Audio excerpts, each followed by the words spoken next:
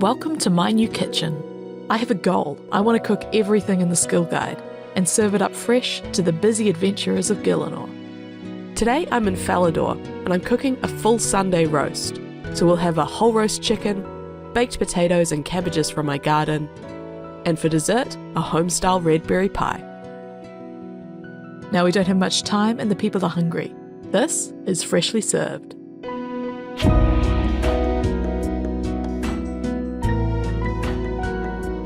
So welcome back. First off, I want to apologise. So pretty much the day after I posted the first video, I genuinely got sick in real life, not a bit. So I apologise for my slightly froggy sounding voice at the moment. The most important thing I wanted to talk about is that I think I know why I got sick. A really nice commenter on the first video pointed out a bit of this health code violation that's going to be really hard for me to live with. I had been storing the raw meat and the raw cooking dough in the same bank tab, so there was definitely some kind of cross-contamination there. So if any of the people who ordered anything off my first menu had any side effects like I've had from eating my own bread, please get in touch because you might be owed some damages from me. Now, second of all, I ended up with a little bit of a cash stack after that, which is very surprising to me. So surprising I actually want to invest this a little bit in the business. I think a big problem with my first restaurant here in Lumbridge was that I just wasn't being taken seriously. I think I just didn't look like a chef. Now, I'm definitely not good enough for a chef's hat yet. My mentor wears one, the awful cook who works in the castle wears one. They've both earned it. I haven't quite earned it yet, but there's something else I can buy myself. Oh, you hate to see food go to waste like that. And here we come, the grand exchange. Never buy your food from here. You have no idea who made it or when it was made. But I think it's going to be just fine for what I'm looking for today. Oh, wow, okay, this is exciting. I'm going to do a little bit of visualization, see my goals, focus on them, think about them. One day I'm going to go in there. For today though, I'm just an apprentice. And there we have it. Oh, looking absolutely stunning, if I do say so myself. Absolutely stunning. Freshly fashion-scaped, I organised my bank to prevent any future cross-contamination, then tried and failed to cook the 2 remaining raw Ukthanki steaks. I was gifted some lobsters and I didn't know what to do with them, so for now they kept me company in my backpack as I set out towards the first step for today's menu. So Moby, oi, nope, just sneaking through. Alright, I hate him. Awful man, awful. So we've got a new, really exciting sponsorship deal and partnership for this next episode. It's a woman called Sarah. I haven't talked much with her yet. She just approached me through Pete the Postie, but I'm going over to meet her now and we'll talk a little bit about what she's going to offer me this episode. So this is Sarah's little spot. It is very, very cute. It's especially cute how much she's done it up for the spooky season. I love that. First up, I'm going to introduce myself to her. Now, this is already key. She's going to be able to give me some farming advice, and that's going to be huge because this episode, I'm going to start growing my own produce. So let's see what she's got for me. Ask her. Oh, okay. I genuinely thought she was going to tell me something. All right. Do I want to work with this woman? Do I want to work with you? Okay, what are you selling? Okay, that was an easy task. My goodness, but she's not very communicative. I'm going to buy some stuff off her. She's giving me a good deal, a special deal, but she's just a woman of few words. Let's see. Can you tell me how to use the loom? Well, it's actually my loom. All right, girl. Okay, listen. I'm doing my best. Let's try this again. How about, let's take a look. What do I need? Really good price on the rake. Really good price on the seed dibber. So she is coming through. I'm going to kind of buy one of everything at this point. And so I got some plant cure as well there. Now, despite how sort of taciturn and withdrawn Sarah is as a human, if you look around her place, you get a few more clues into her personality. The first huge one is she's got a stray dog here, all dressed up in a lovely, adorable pumpkin costume. It's got a lovely warm spot by the fire right next to this dog. Sheepdog, oh my goodness. I don't know about giving the candy to the dogs, but she's just got a big heart. She's a bit of a chef herself. It's very exciting. This kind of setup I can see myself having. Look at all this counter space, absolutely gorgeous. I don't know about storing the pots on the dirt floor, but Sarah and I were already on a little bit of shaky ground, so I'm not going to say anything to her about that. And she's actually got a dairy churn, which is very exciting. I'm really looking forward to learning how to use one of those. It's going to be soon, but not just yet. The chickens here are gorgeous. They've got a rooster cawing all day long, never shuts up. Oh, what a honey. It doesn't get much better than this in terms of chickens. She's a little bit protective of them, understandably so. Just bear that in mind. We might be coming back here. We're going to give all my new things to the leprechaun, except for the rake, because here we go. So it was time to start farming. I visited Olivia and Draenor and bought some seeds. And then I had a very nice afternoon here in the sunny Asgardian countryside, working in the fields and at the mill. Oh, gorgeous. Hey, Millie. It's me, I'm back again.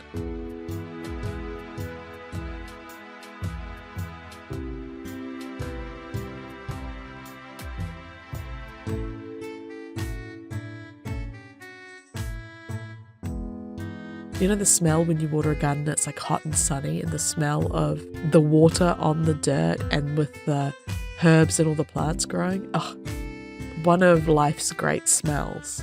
You know I'm crazy because I genuinely think this is the best looking MMORPG out there. Like, what beats it? Like, say it to me with a straight face, what beats it? There's a old Adam Ragusa video about kind of, I think he grows his own wheat and then tries to mill it by hand. The flour is filled with like tiny little microscopic bits of rocks. And he's like, yeah, probably back in the day everyone would have been eating all these little tiny bits of rocks. This really stuck with me. We don't know how good we got it. Yes.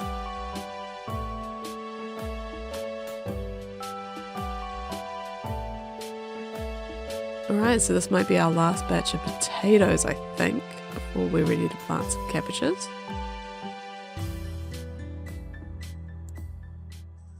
Fantastic. Oh, perfect. Okay. I had my potatoes and all the flour I needed. I planted some cabbage seeds, and I'll harvest these right before I serve the meal. So next up instead, I discovered my new favourite crafting method. This feels crazy. This feels broken. Is this, like...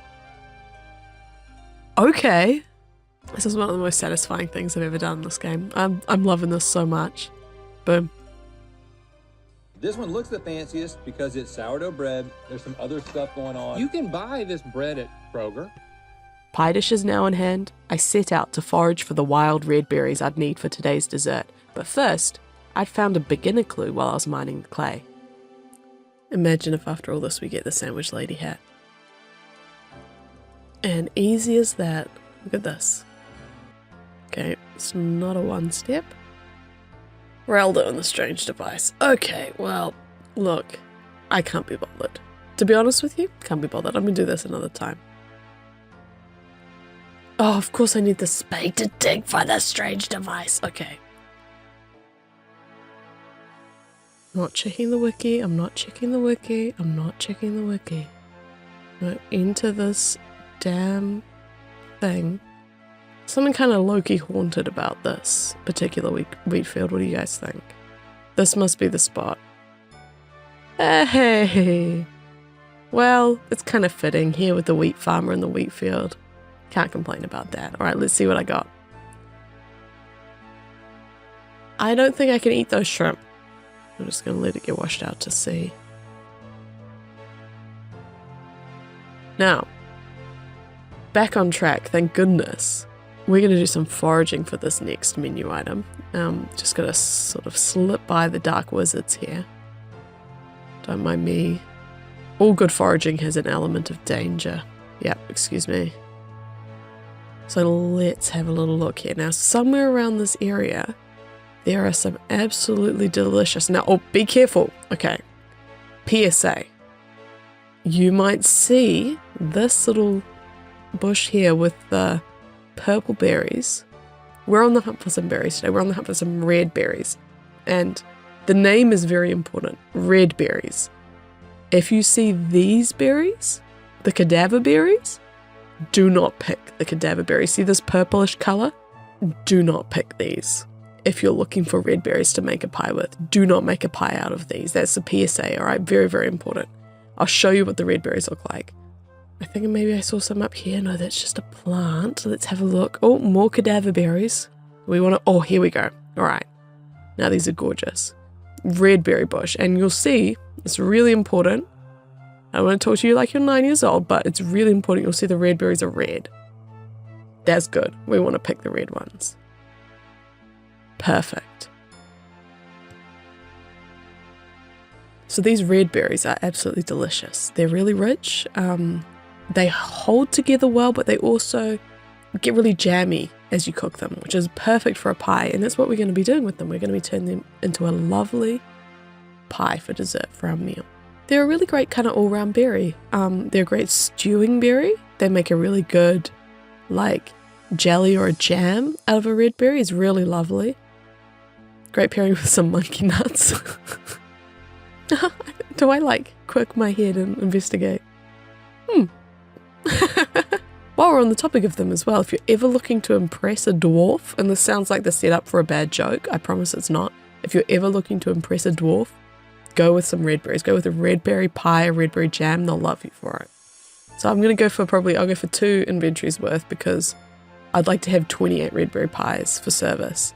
So assuming that I'm going to burn a few, I'm still, it's pretty easy to get that crust too dark. Then if I don't end up needing them all, they're going to be a lovely snack. Although they're not that great to eat when they're not cooked. That's the thing about red berries to watch out for. Oh, we want to keep you with the raw vegetables. And this is our final red berry that we need. That was so easy. Oh, hello, honey. Hang on. Honey, come back. How are you today, buddy? Listen up, bud. If you need a little home, if you go down to Sarah's farm shop near Falador, she'll look after you. She's a really good soul, even if she's a little withdrawn and unsociable. A portion of today's episode is sponsored by Sarah's Farming Shop. Whether it's cows, chickens, or churning butter, Sarah's Farming Shop just south of Falador has everything you need. Just listen to her testimonial. But don't take her word for it. Sarah invites adventurers from all over Gillinor to visit her shop. That's any adventurers, especially strong ones with good weapons, who are experienced. Hang on, I'm just going to double check my copy here. Oh, okay. She invites all adventurers to visit her shop, but especially strong ones with really good weapons, who are experienced in monster slaying. To subscribers of my channel, Sarah is offering a 5,000 GP bounty to anyone who can slay the awful monster who attacked her at the Draenor Crossroads. She also would like to offer you 10% off in-store. Big thank you to Sarah for sponsoring this video. And so, I had all the red berries I needed for the pies. Next up, the main event. First stop though, we've got to take a little bit of a detour. The best chickens in all of Gillinor. Easily. Hands down. And I've tried them all. The best free-range chickens. I think it's something to do with the food they eat, the environment they're growing up in, the love they're feeling. The best chickens are the ones on Sarah's farm. If you can get a chicken from her, she's not one to sell them very often, unfortunately. But if you can get one, boy howdy, that's going to be a delicious, juicy chicken. So nothing but the best for the adventurers of Gillinor. We're going to get some of Sarah's chickens. Now, I've had a little bit of a chat with her about it. She wasn't willing to sell me as many chickens as I would need to feed the people that I want to feed. She wasn't really willing to talk to me about it at all, which is classic Sarah. But I've got a little bit of a workaround This may seem like, meanwhile this whole time I've been walking into our carrot, this might seem like a little bit of a weird sidetrack stop. First things first, we've got to stop in here and we're going to buy just a couple of items. We've got the Caridian headpiece and this fake beard, because what we're really looking to do today is, it's a little known fact, if you combine the two items, I can totally change my appearance. And if we look at this now, I am absolutely unrecognizable. So there's a couple of things this disguise is going to come in handy for. And the first is a little highway justice. This could be anyone doing this. This is going to serve two purposes. First off, the black cape of disguise. Now from behind, I'm completely unidentifiable. This could be any human in the game. And the bones are going to come in handy as well. So we're going to make our way over there slowly now. Disguise fully donned. Who is this? Who is she? Oh my goodness. With her long white beard and her black cape. She could be any... Oh, hello? Yes, please. The chocolate bar. Yeah. Thank you. This will give me energy for the job. I love her. I want to be her friend. How do we make that happen? It's a shame I got a little bit nervous talking to her there. I don't know if you could tell. At least I was in disguise. I think she might have said my name, but she's going to think that's a different person. Next time she sees me, I'm not going to look like this. I'm going to get a fresh start so I can practice what I'm going to say to her to be a friend. Okay, we're closing in. So we want to hide behind this tree here. Just sneak here because do you see these windows? Sarah might have line of sight. So I'm going to scope out the place. Okay, that's fine. I'm going to eat my chocolate bar, get my energy up. Okay, and here goes. Run on, and I'm going for it. I'm gunning for it. I'm going. Hopefully that kind person is distracting Sarah. She's pretty fit. Those are the bodies of her enemies there, I believe. Okay, and let's shut this door behind us. And this one too. Okay. Oh, perfect. First off, I'm going to pet the dog. Hello, buddy. Good to see you. And I have a treat for you. He doesn't want his treat. That's fine. I'll leave. He's probably just not hungry. I'm gonna leave them here for him. That's for you, buddy. Okay. Now, these are the best chickens. I've said it before and I'll say it again. I'm gonna say it 100 times. These are okay. I should stop yapping. Sarah could come out here at any moment. Haunted by these eggs. They're everywhere. Okay. Spooked by the dog. I thought he was coming to chase me away. You really shouldn't be killing these chickens like this.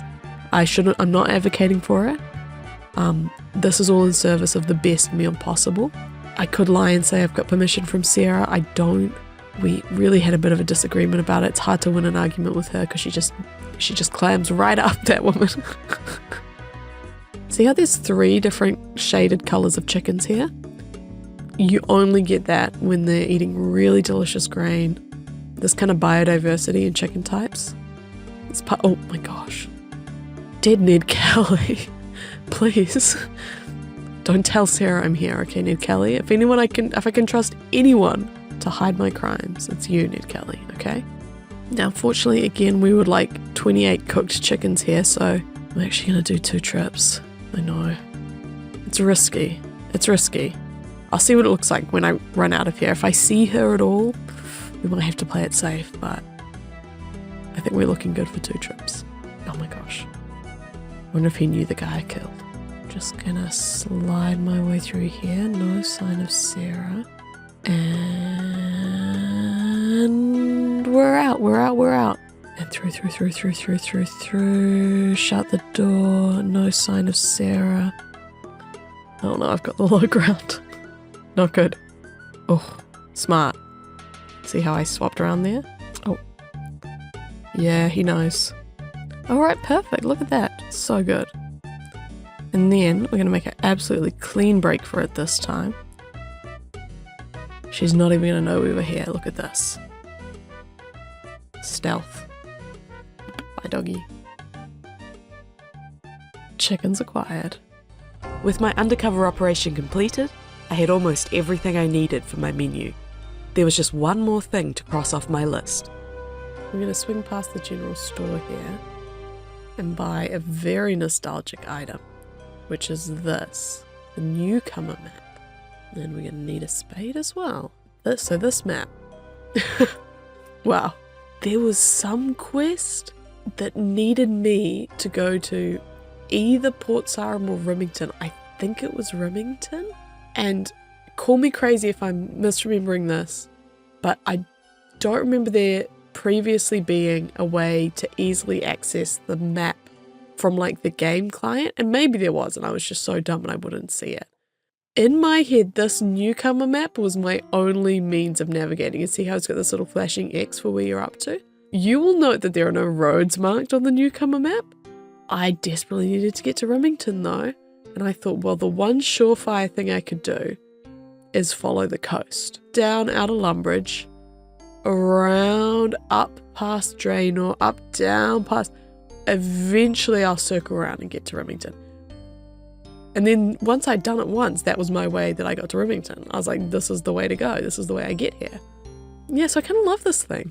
I think I've ended up buying one on every account I've made since and just keeping it in my bank as like a little reminder of how much I've grown. You know, I know where Remington is now.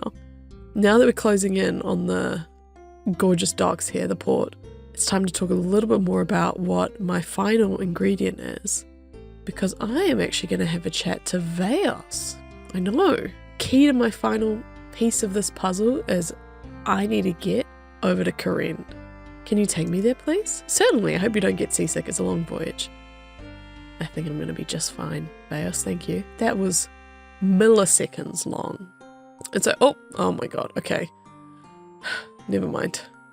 It's the world's longest pier, even though it's 1/4 of the size that it used to be, I believe. Still, I know it used to be like 3 times as long. It's still ridiculous, bro. What are we looking for here in Kourend? Why have we come all this way across the sea to these distant lands?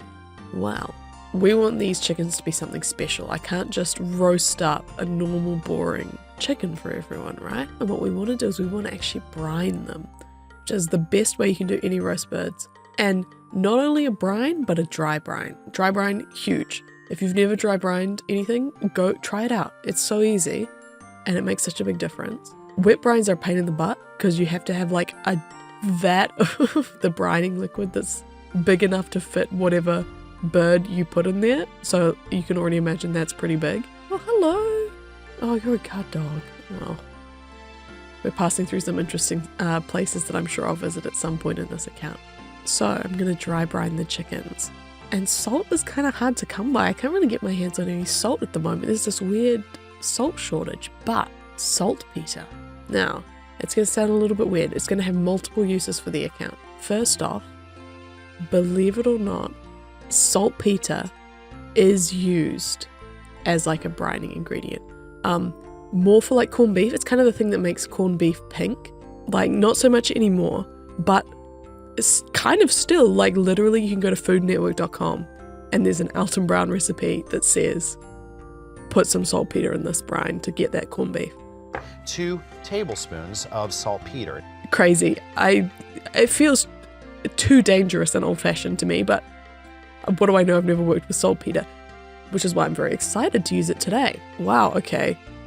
Didn't know I was going the route that had the level 64 wolves and the level 25 skeletons. So we're going to store our raw chickens with some saltpetre. And it's going to be fantastic. Okay, now I haven't done this since the like Twisted League thing where you were just locked to Kourend. So, excuse me. Oh my gosh! An apple basket? What? Hello? Can I have an apple? They are my... Oh, well... I suppose that's fair, but I would have taken a single apple. Hello, my man. Tell me about saltpetre. More digging, less talking. What is with the people in this game? Wow, this is lovely. What a gorgeous spot. Man, my main canoe. This is so scenic. You got a great job, buddy. I'm loving this. Look at this. Like I said, 2 functions of the saltpetre. We're going to use it to do a lovely dry brine on the chicken. It kind of pulls a bit of the moisture out of the skin, so you get like an extra crispy skin on it. If anyone's interested, actually, there's a Bon Appetit recipe for a dry brine turkey. That's the best turkey I've ever done. It like looked like something out of a magazine. It was crazy. And it was so easy as well because like no basting or anything like that. You just dry brine it, cook it. Incredible. Wouldn't it be nice if there were NPCs doing all the activities with you every now and then? I just think it'd be great. I'm going to get to know them. I want to get to know you. What's going on here? Think of saltpetre, of course. He's getting it for farms, which leads me to the second use, which is I'm going to be able to use it to turn the little bit of compost I've got into super compost. As the episodes roll on and I do more and more farming, it's going to be helpful to have some super compost up my sleeve just to like increase my yields and stuff like that, right? I've discovered that Mr. Brown, Elton Brown, is going to pickle his corned beef for 10 days. It's going to take 10 days. We thankfully are not going to do that. We're just going to do a lovely dry brine overnight, actually, in real life, which isn't that so cute of me? I'm going to put this in a bank tab tonight, I know. And then for tomorrow, we'll prepare the food and then serve it up, which is the cool thing. I'm going to always try to like cook and do it in one recording session. You've got no way of knowing that, but I know. And I think I care about it more than you. So that is my oath to you. I'm going to get a little bit more. This is the last thing I have to do today. This is like lovely. I'm hanging out with Canoe. There's a unicorn.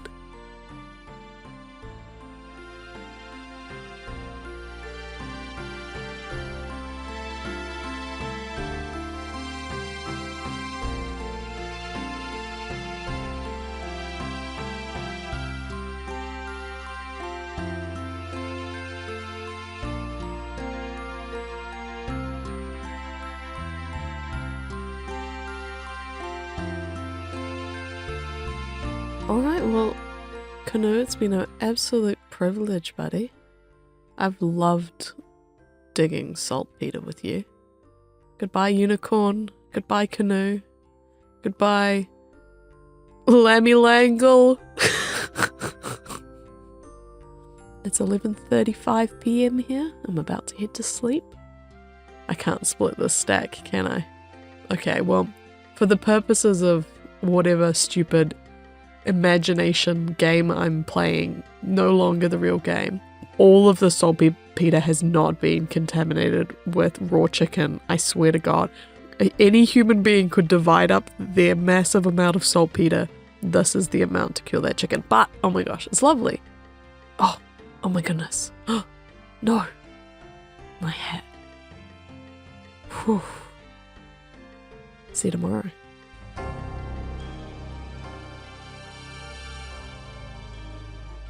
So it's the next day already. How quick was that? And we're going to start getting the food ready. First things first, we're going to get these pie shells going. This must be that woman's husband. How's it going? Do I know you? I mean, your wife gave me permission to use this sink last time. Don't worry about it, bro. So we want to make pastry dough. So good. All right, here we go. Cool.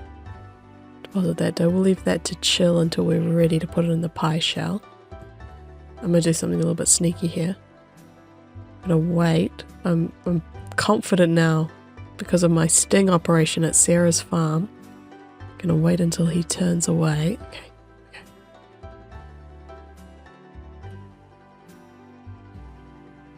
Oh, I think we're fine. Don't look, I'm just walking out the door. I'm walking out the door really slowly. Okay, and... oh, wow, what a great trip I just had outside. Okay, back up.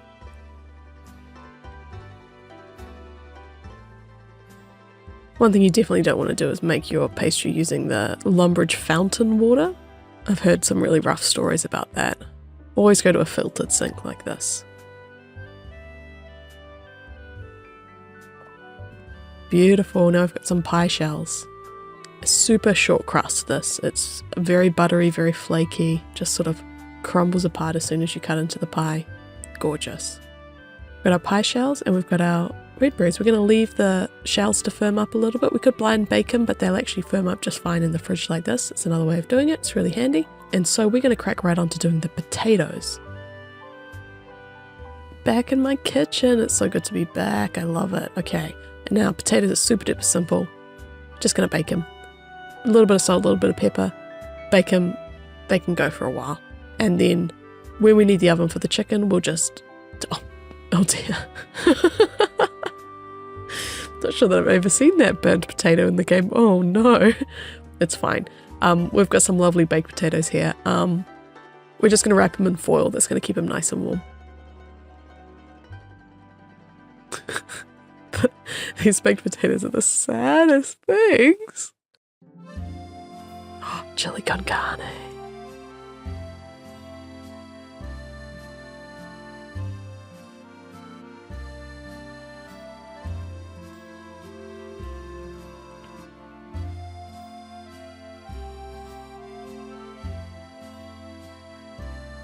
Anyone who's ever tried to garden vegetables knows the feeling. You finally get a harvest and you have like 3 shriveled potatoes.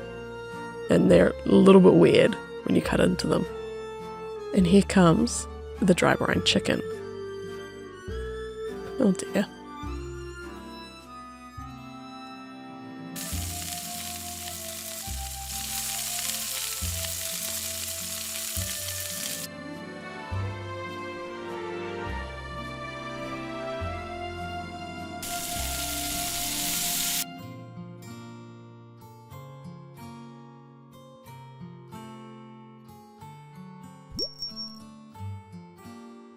And this right here is the last of the chicken. Gotta be careful not to eat one yet. And now what we want to do is we're going to start assembling the Redberry pies and then baking them. Oh my gosh, they look so good. Look at that. Come on.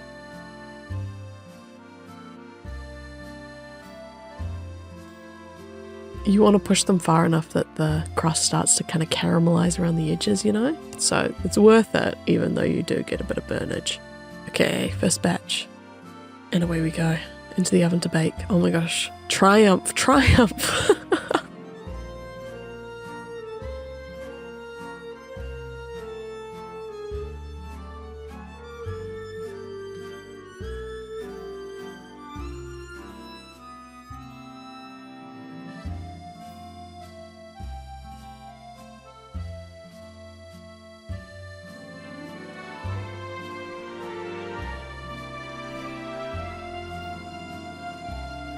Awesome, so 32 pies, 38 chickens, 22 of the baked potatoes. We'll get as many of our cabbages as I end up getting from this yield.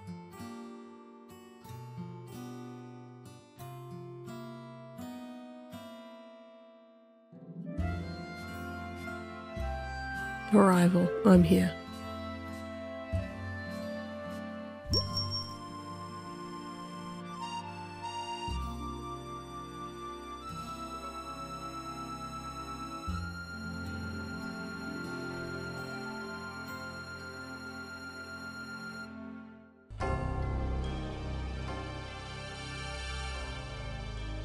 So I took up my spot in Falador. Okay, it's weird that I get nervous about doing this. All right, but here we go.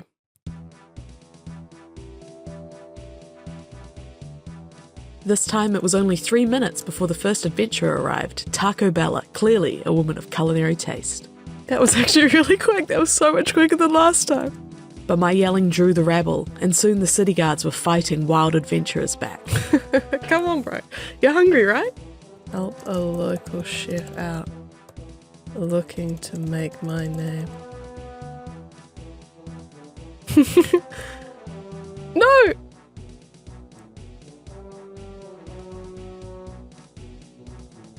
Oh, he's bowing down. Oh, you don't need to do that, Mr. Casual Riot. You don't need to do that. Please. After the chaos, I was left with only hardcore Iron Men and statue thieves.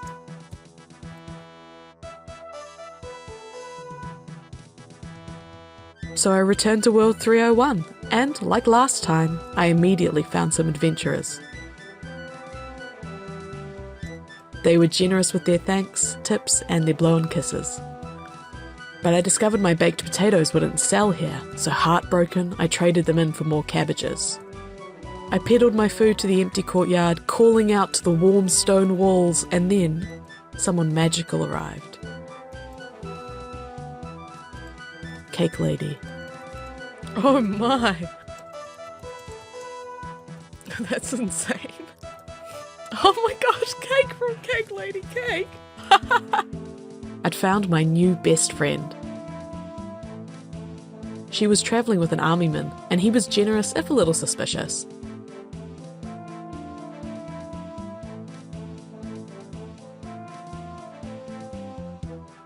Love was in the air in Falador Square, but I could never marry a man without a chef's hat.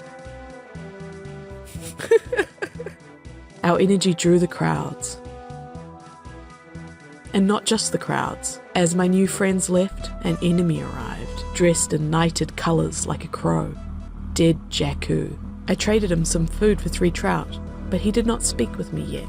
He stood back like the ghost of Christmas future. With him there, the adventurers ignored me. He cast a pall over Falador Square, and then he spoke. With slow words, he questioned my humanity. My answer was unsatisfactory, so he posed another question. What's the difference between rage and wrath? And what could I say? I felt rage, of course, the blink of red as the Lumbridge chef refused me the use of his oven. But have I ever known wrath? I didn't think so. How could I compare these feelings? Perhaps that's the difference after all. But in the moment, I resorted to a cheap culinary joke. It was good enough for dead Jakku. He tested my humanity once more, and then he vanished. The air in Falador Square cleared. The hungry adventurers returned. Thank goodness Carby is here. They ate my food and gave their honest critiques.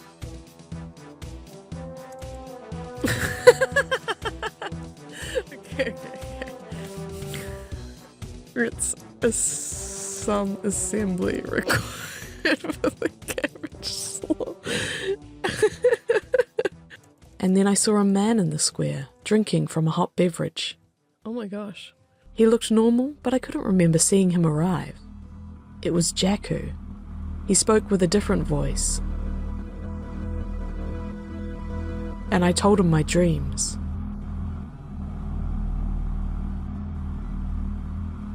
And as my words vanished, he departed again, and life resumed in the square.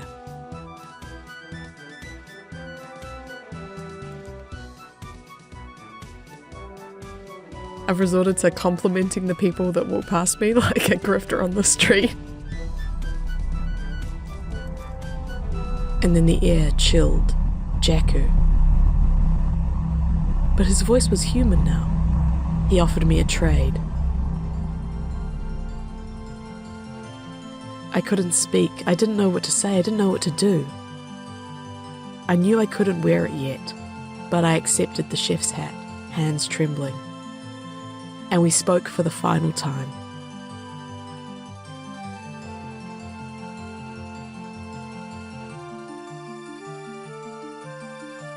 It was hard to focus on the rest of the meal service.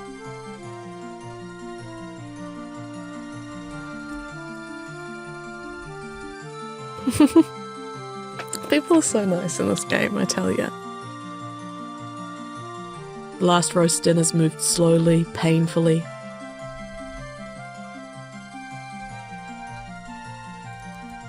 I followed the sounds of a party and found only an empty room and then ghosts. Nothing but silent ghosts. But of course it was me who was haunted. I gave away more meals, slowly, tediously.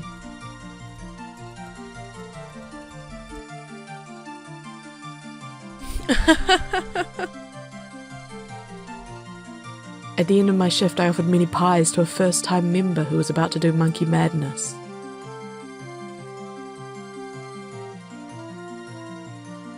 And then, my time exhausted, I donated the final batch. Hopefully my chickens find some hungry citizens before they go bad. And with that I was done. I left Falador, this beautiful but strange city, with a chef's hat in my hand and ghosts at my back. I'll see you all next time.